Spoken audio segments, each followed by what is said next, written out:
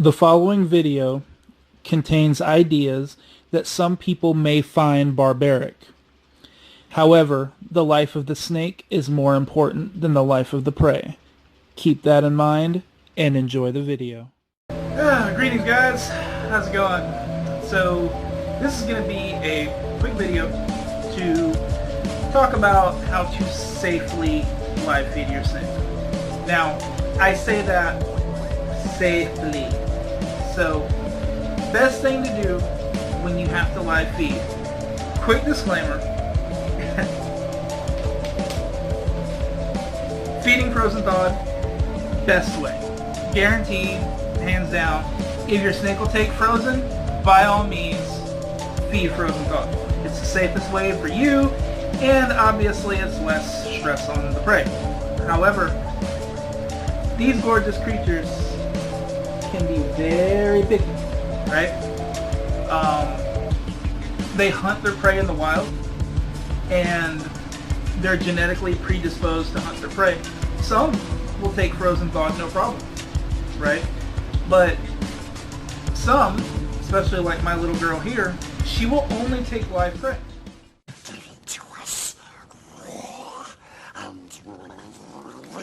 Not sure why, but she'll only eat live. She likes the thrill of the hunt, I guess. I don't know. But if you have to feed live, here's some pointers that you need to follow to ensure the safety of your snake. Number one, feed a smaller meal than what you normally would. Okay? I'm not saying instead of feeding them a rat, feed them a mouse. What I am saying is that, say like they're taking small rats, make sure it's on the smaller side, okay? Don't feed them a big small rat. Feed them a lower gram small rat, like something a little bit smaller. Or even a weaned rat. You know, weaned rats are very close to the size of small rats. You can feed them a bigger weaned rat or something like that. So feed a smaller prey item than what you normally would. As a rule of thumb, you want to feed an item that is no bigger than the widest part of the snake, right?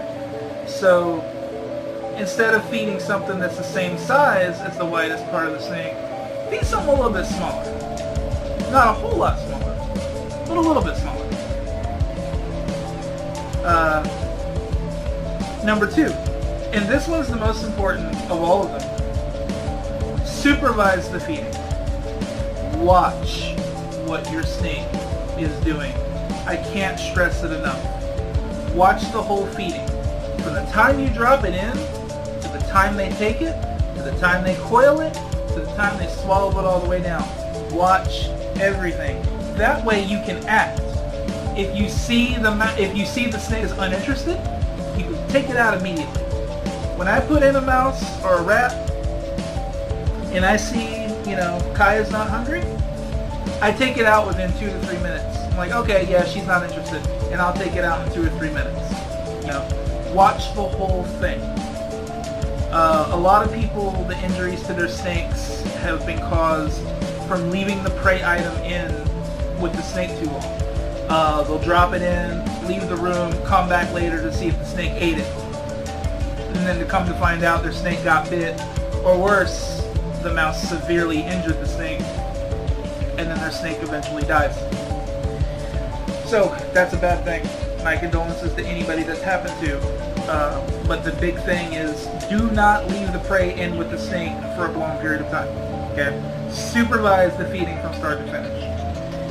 Number three. This is going to seem very barbaric to some, but frankly, I don't care. The life of my little girl is more important than the life of the prey that I'm feeding her. Okay? I'm not saying abuse the prey item. I'm by no means condoning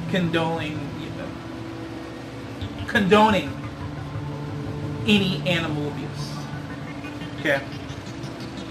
But what I am saying is make the prey a little bit easier for the snake to handle. And what I mean by that is give the mouse or the rat a quick stun.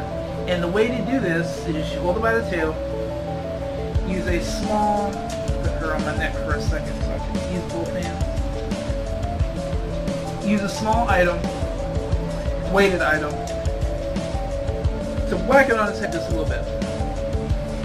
Not hard, just enough to disorient it. Once it's stunned, give it to the snake.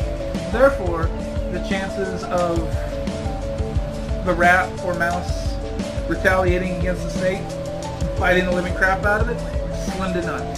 So, keep your snakes safe, guys, and I'll see you later.